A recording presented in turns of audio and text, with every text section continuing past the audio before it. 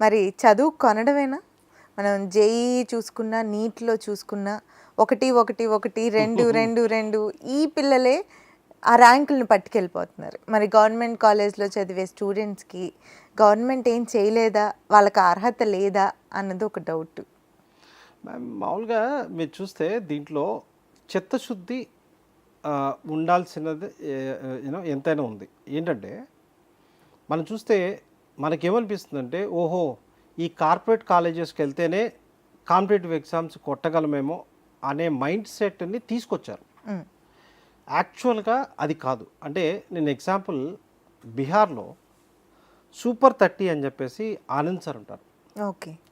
ఈయన ఇంట్లో పని చేసుకునేవాళ్ళు అంటారు కదా! ఇంట్లో పని చేసుకునే వాళ్ళ పిల్లలు, హ్మ్. రిక్షా పుల్లర్ పిల్లలు, హ్మ్. ఇటువంటి వాళ్ళని తీసుకొనొచ్చి ఒక 30 మందిని కూర్చోపెట్టి హ్మ్. కొడితే దాంట్లో 29 మెంబర్స్‌కి ఐఐటీ వచ్చింది.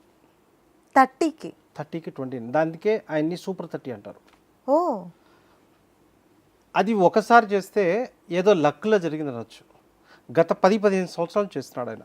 హ్మ్. అదేవిధంగా బీహార్‌లో రీసెంట్‌గా ఒక ఆర్టికల్ వచ్చింది. IIT village.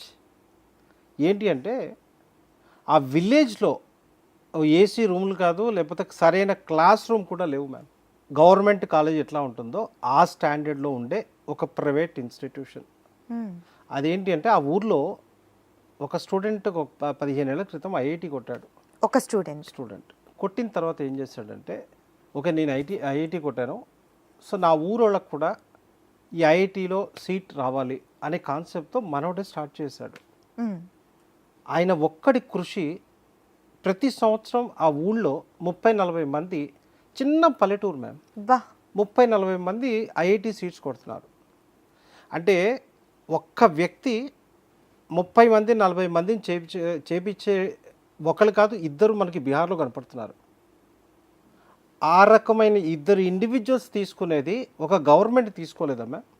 ఇద్దరు ఇండివిడ్యువల్ చేయగలిగింది మన తెలుగు రాష్ట్రాల్లో ఫ్రీగా అంటే ఈ గవర్నమెంట్ రిలేటెడ్‌గా ఉండే ఆ పిల్లల్ని దాన్ని ఫిల్టర్ చేసి వీళ్ళ దగ్గర స్కిల్ ఉంది. నేను ఫస్ట్ చెప్పింది అదే పాయింట్ మ్యామ్. హ్మ్. ఆళ్ళని ఫిల్టర్ చేసి వాళ్ళకి కనుక కరెక్ట్‌గా కోచింగ్ ఇవ్వగలిగితే డెఫినెట్‌లీ వండర్స్ చేయొచ్చు మ్యామ్.